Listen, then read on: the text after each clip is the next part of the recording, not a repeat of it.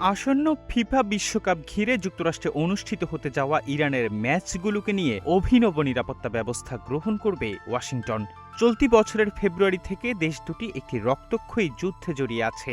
এমন অবস্থায় Canada, Mexico ও যুক্তরাষ্ট্রে অনুষ্ঠিত হতে যাওয়া এই বিশ্বকাপে ইরানের অংশগ্রহণ অনিশ্চিত হয়ে পড়লেও ট্রাম্প প্রশাসন জানিয়েছে তারা ইরানকে বিশ্বকাপে অংশ নেওয়া থেকে বিরত রাখবে না।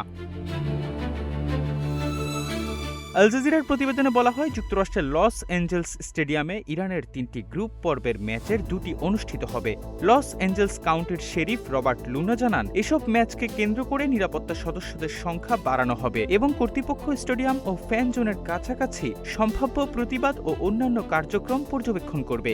জীবন অবাক না করলে কে করবে? 28% মিল্ক ফ্যাটের অবাক করার সাথে ফ্রেশ মিল্ক পাউডার। জীবন অবাক করুক প্রতিদিন। আগামী 15 জুন লস অ্যাঞ্জেলসে টুর্নামেন্টে নিজেদের প্রথম ম্যাচ খেলার কথা রয়েছে ইরানের।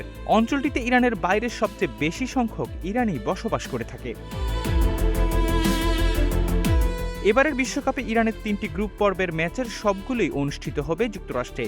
এর মধ্যে লস অ্যাঞ্জেলসে স্টেডিয়ামে 15 জুন নিউজিল্যান্ডের বিরুদ্ধে প্রথম ম্যাচ এবং 21 জুন বেলজিয়ামের বিরুদ্ধে দ্বিতীয় ম্যাচ অনুষ্ঠিত হবে। দেশটির তৃতীয় ম্যাচ 26 জুন সিয়াটলে মিশরের বিরুদ্ধে অনুষ্ঠিত হবে। অনুষ্ঠিতব্য বিশ্বকাপে যুক্তরাষ্ট্র জুড়ে কুখ্যাত ইমিগ্রেশন অ্যান্ড কাস্টমস এনফোর্সমেন্ট তথা আইসিই এজেন্টদের দেখা যাবে না বলে জানিয়েছেন ফেডারেল আইন প্রয়োগকারী কর্মকর্তারা। গত বছর লস অ্যাঞ্জেলসে মুখোশধারী আইসিই এজেন্টদের অভিবাসন বিরোধী অভিযান এই অঞ্চলে বিক্ষোভের ঢেউ তুলেছিল। তবে অতিরিক্ত নিরাপত্তার জন্য ভেন্যুগুলোতে ফেডারেল এজেন্টরা সক্রিয় থাকবে বলেও জানানো হয়।